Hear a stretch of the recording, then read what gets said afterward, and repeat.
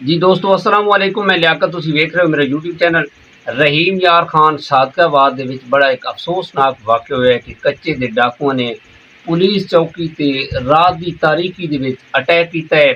तकरीबन कच्चे दे डाकू 40 दे राउंड अबाउट आए हैं, जिन्हां ने जनाब राकेट लांचर नाल हमला कीता है और साढ़े 5 जवान जिहड़े ने इस दे विच शहीद हो गए हैं। जी दोस्तों, मुकम्मल तफसील तो पहले साढ़े इस चैनल सब्सक्राइब करो, बैल आइकन बटन प्रेस करो और वीडियो में शेयर करो।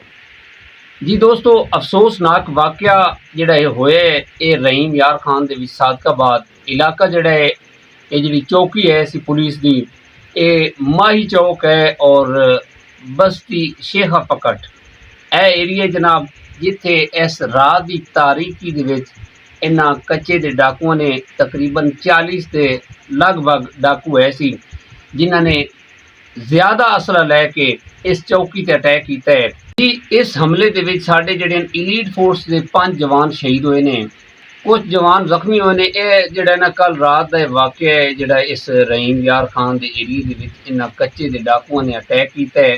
रॉकेट लांचर का इस्तेमाल किया गया, जिहदे विच साडे जवान शहीद हुए ने।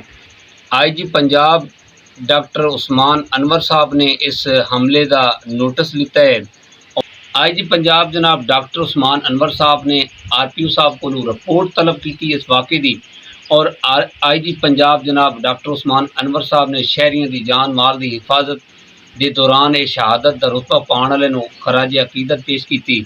जी दोस्तों, रहीम यार खान दे विच कच्चे दे डाकुआं ते सर्च ऑपरेशन जारी है और चप्पे चप्पे जगह जगह ते सर्च ऑपरेशन हो रहा है, और जिहड़े ये सामने आके इन्हों जनाब कैफ किरदार तक डाकुओं नूं पहुँचाया जा रहा है। माशाअल्लाह CCTV इस इलाके दे विच बड़ा मुतहरक हुई है, खासकर जिहड़ा कच्चे दा इलाका है इहदे विच तकरीबन काफ़ी जिहड़े डाकू हैं वो मुकाबले दे विच पार होंदे जा रहे हैं। और इन्हां ने जिहड़े भयानक हरकत की है, रात की तारीकी दे विच बुज़दिलाना वार किया है जनाब, साडे इन्हां जवानों नूं इन्हां ने शहीद किया है।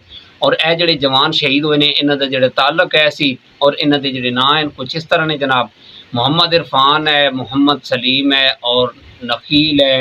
इन्हां तिन्हां दा ताल्लुक जनाब बहावल नगर दा है, उत्थों दे रहण वाले सी। बहावल नगर तो ताल्लुक रखते है सी और इत्थे अपने ड्यूटी के फराइज सर अंजाम दे रहे सी।